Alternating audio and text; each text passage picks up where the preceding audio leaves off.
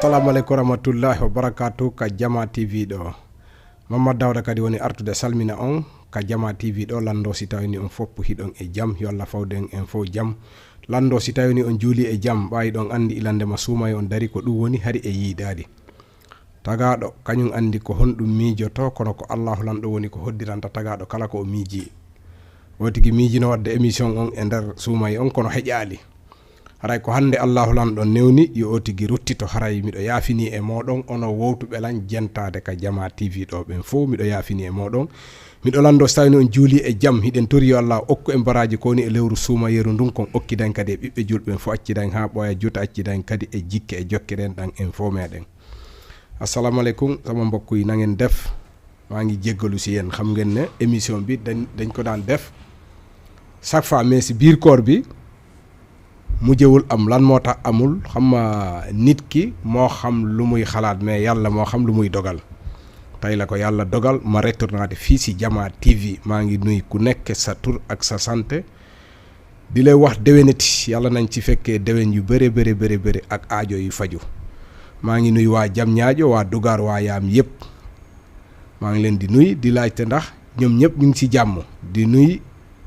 sama jabar foofu si yaam ak sama doom yi yëpp ak sama xarit yi yëpp foofu ak 50 ba Sébikotane bés fii biir Dakar hara hiɗon salmina hiɗon jarna kala wonɗo en sivde ka Jama TV ɗo hiɗen salmindemo hiɗen jarndemo hande noon miɗo andi yewtere nden ɗuuɗata saabu kon ɗum waɗi hiɗen natande haray ko wowi kon ɓa Jama on haray wulɗama haray ɗen salmina ɗo seeɗaɓe tun fi andintingol Jama on mi ruttitike hande kadi ka Jama TV ɗo ko ɗum woni hande e mercredi le 24 avril 2024 ɗo e Colobane en face monument haray ko ɗo woni komin jooɗi haray mi salmini technicien ɓe meɗen ɓen fof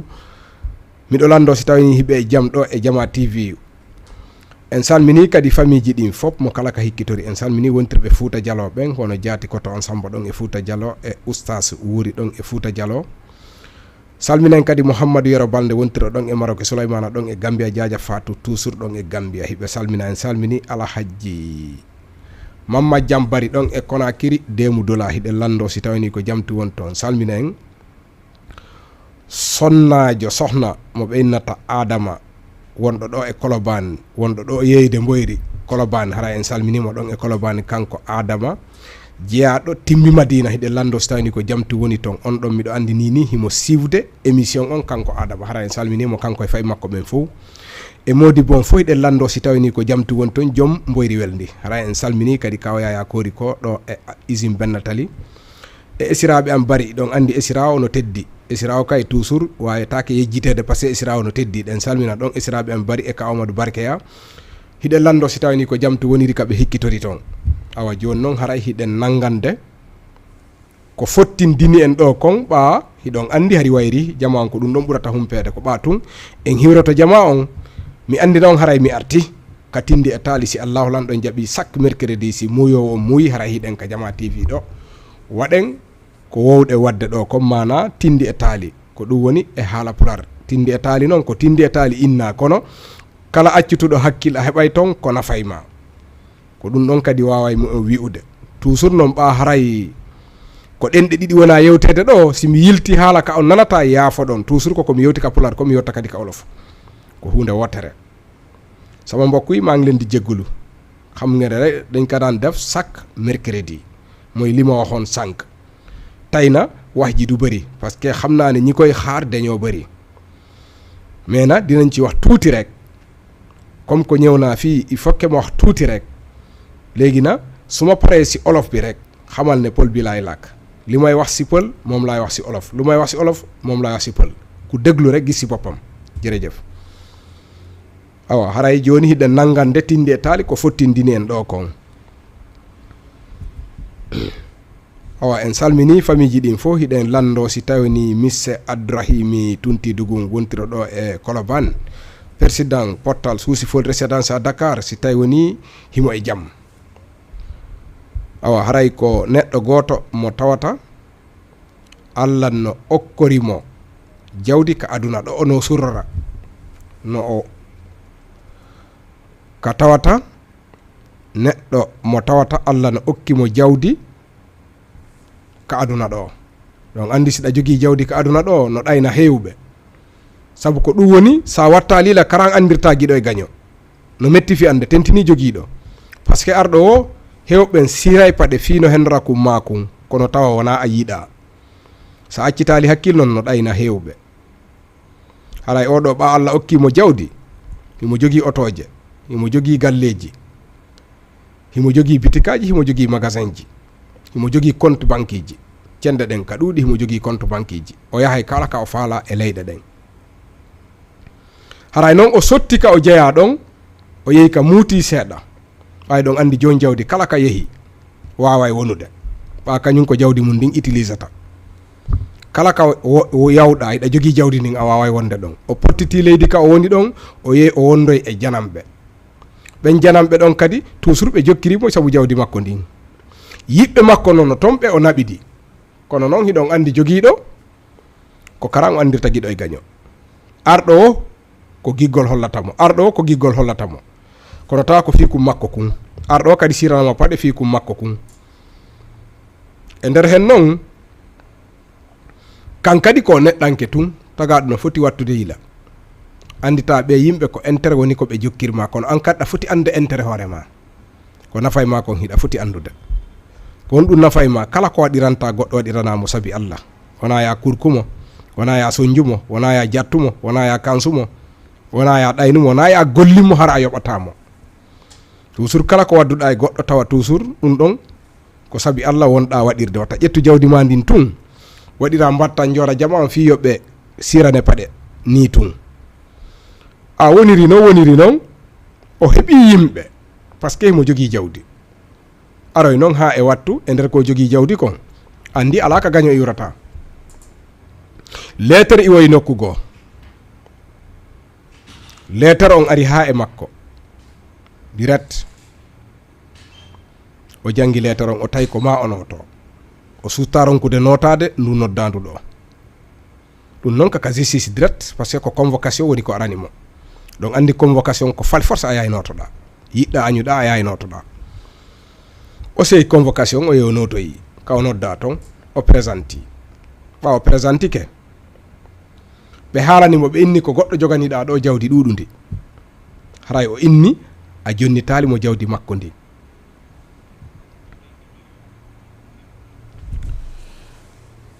o wi a jonnitalimo mbuuɗi ɗin par ce que mbuuɗi ɗuɗuɗi seeɗa woni ko joganiɗamo.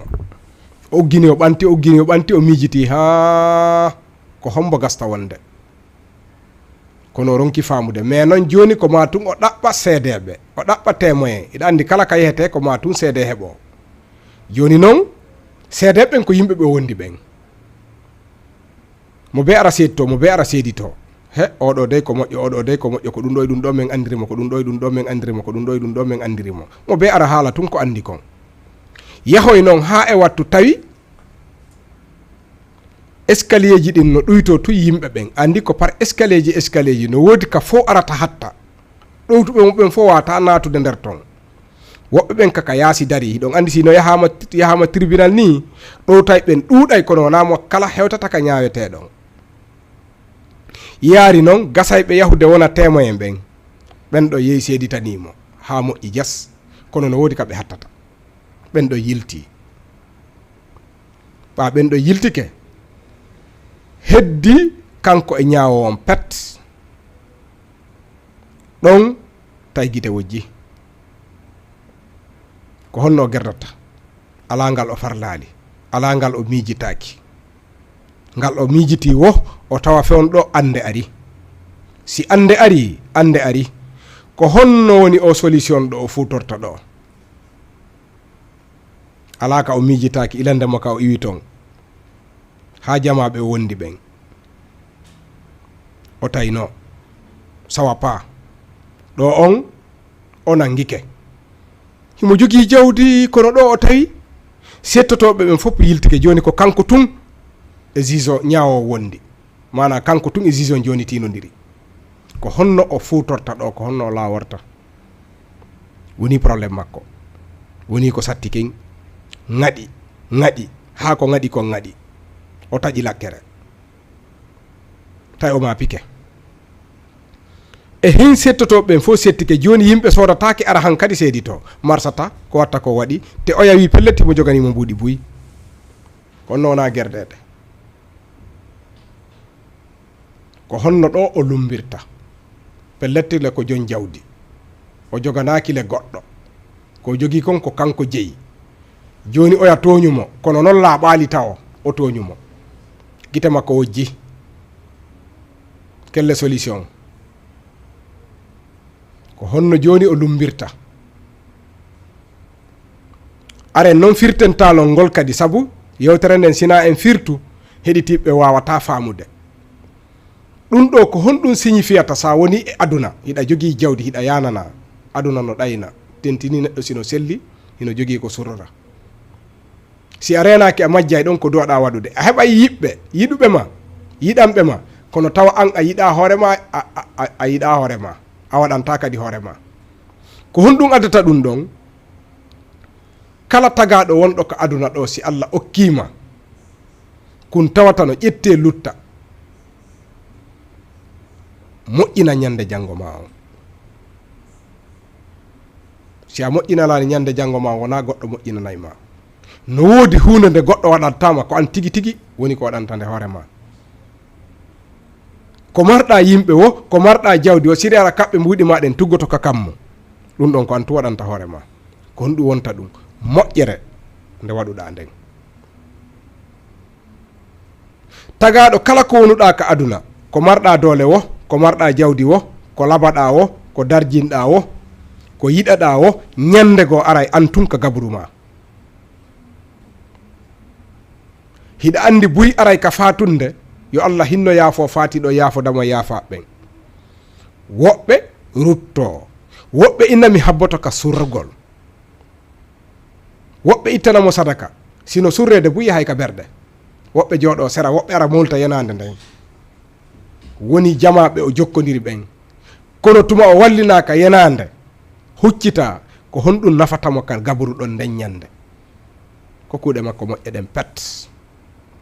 o ko ɗum ɗo woni juge on nani nden ñande yo taw hara an kadi hiɗa maritoni hoorema kaɓɓe ɗe tawata ñande janggo hara na aduna tun gollanɗa Allah okkima jawdi joni noon weltagol gokkutunni e weltagol pooma ko on ɗum ɓuuri jama ko weltagol pooma awa eta ɗen moƴƴinanen hoore men ñande janggo kala mo Allah yani nani waɗan jama on fi Allah andutu a wuri gokkutunni ama yay pooma ɗum ɗon iwtata ɗum natindi e taali haali ɗum ɗon a wuri gokkutunni ama yay pooma ko honɗum jari hiɗa waɗa ka aduna ɗo way si Allah okkima jawdi yiɗugol hoore mum bona kono noon ittu sadaka wallir jama on sabi Allah wata kurku goɗɗo wata ñama jogano goɗɗo ñamade wiya a sali a yoɓata saabu hiɗa wondi e jama on jama no woodi ka hattata no woodi ka tawata ɓen ɗon fus ɓe gaynantama no woodi ka tawata kaɓɓe ko buuɗi gaynantama otoje ɗen gaynantama état siji ɗin gaynantama yiɗuɓema ɓen gaynantama ko honɗum gaynanayma nden ñande koko waɗɗa ko moƴƴi kon pat ñawatama ka gabru antun e taguɗo ma hari o ittay sadaka o toñata o wujjata o fenata o kansata o sottinta keeri o ñamata hakke o ñamata riba a laaɓi jawdi ma ndi noon ndi foppo mari ndi darete ko honno heɓirɗa ndi si a kansa a wujja a waɗa piiji bonɗi no heɓirɗa nden ñande laaɓay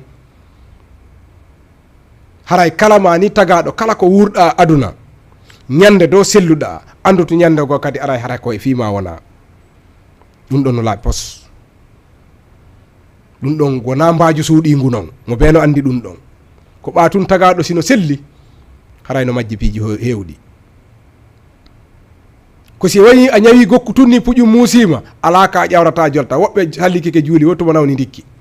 walla hiɓɓiɗo ɗum maaya ko ɗon yiyata no juula ber seeɗa ni Allah ɗaynotako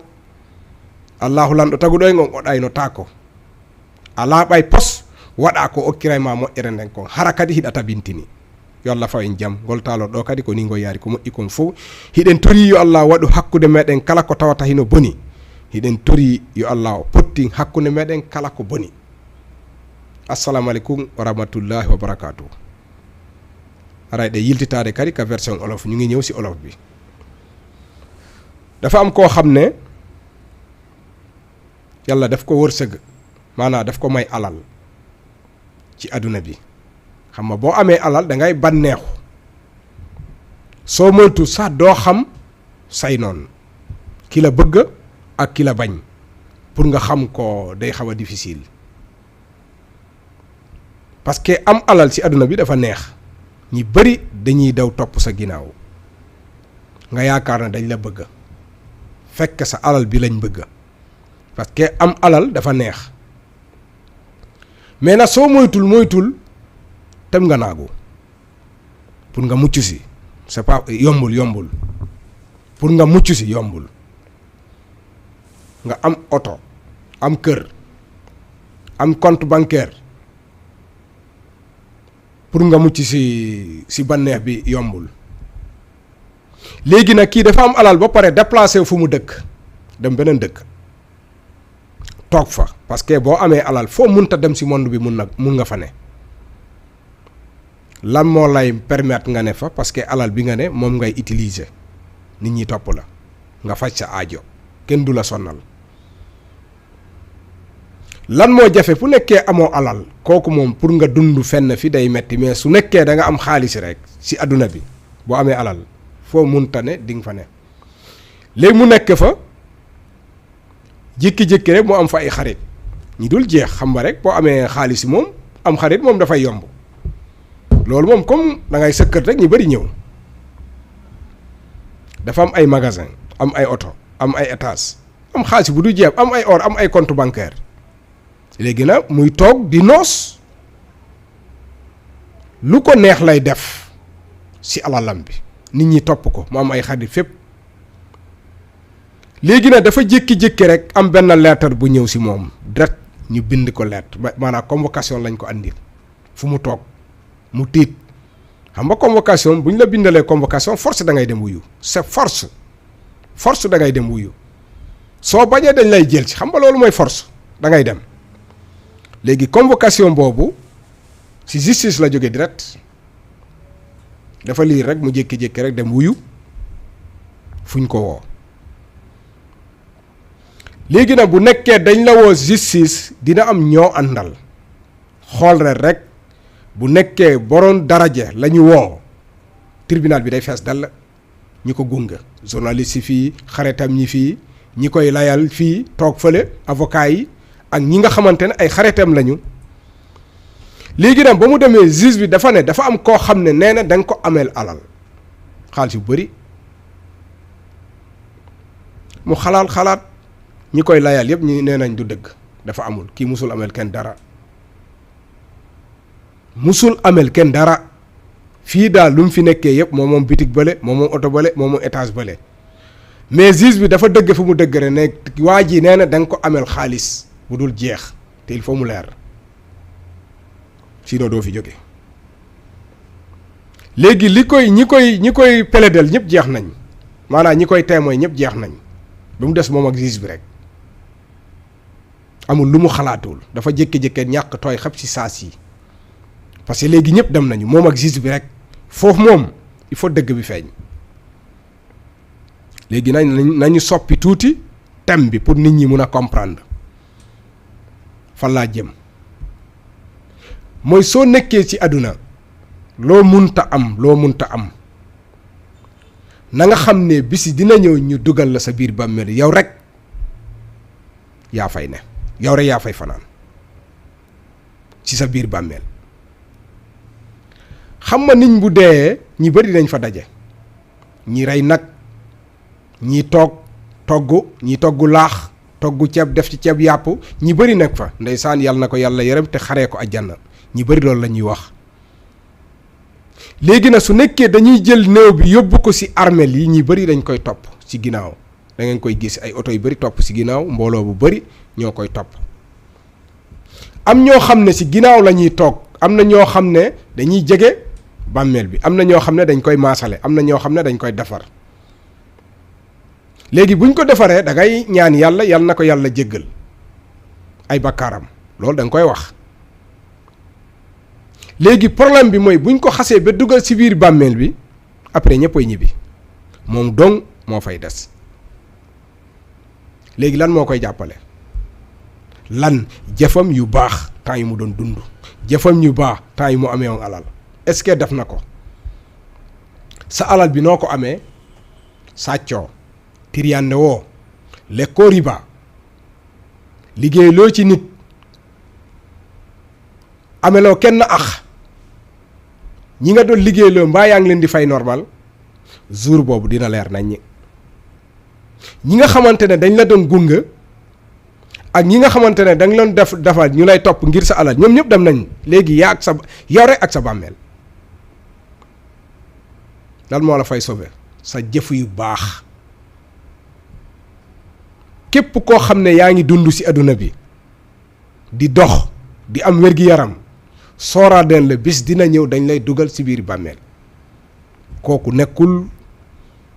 loo xam ne lu sori la boo ko xalaatee tuuti di nga ko xam chaque jour da ngay gis nit ku dee léegi daal lan moo lay jëriñ sa jëf yu baax boo nekkee ci àdduna toujours sóoraale ne chaque instant mun nga dee chaque instant mun nga dee lépp looy def rek sóoraale loolu nit boo amee wér-gi-yaram mun nga naagu mais soo feebaree tuuti am na ñoo xam ne bu ñu feebaree ci la ñuy commencé di jàpp di julli di dem di naan dañuy jaam yàlla ñi naan dañuy baax loolu munoo nax yàlla munoo ko nax képp koo xam ne yaa ngi ci àdduna bi na nga sooraale bis dina ñëw dañ lay dugal ci bàmmeel bi kooku moom laa sàkk c'est sûr ñëpp xam nañ ko nañu sooraale loolu loo fi am ay nit dina am fu ñuy yem yow rek ak sa borom ak sa jëf yu baax loolu na jour boobu na fekk li nga doon def àdduna bi yëpp ci bàmmeel boobu nga fa gën a liggéey moom nga gën a liggéeyal maanaa sa ëllëg nga gën a liggéeyal ëllëg nekkul sa avenir dans 60 ans samay doom samay sët loolu yëpp caaxaan la lu tax ñuy wax ëllëg mooy bàmmeel boobu la yàlla nañ ci yàlla boole ci ñi muy jëggal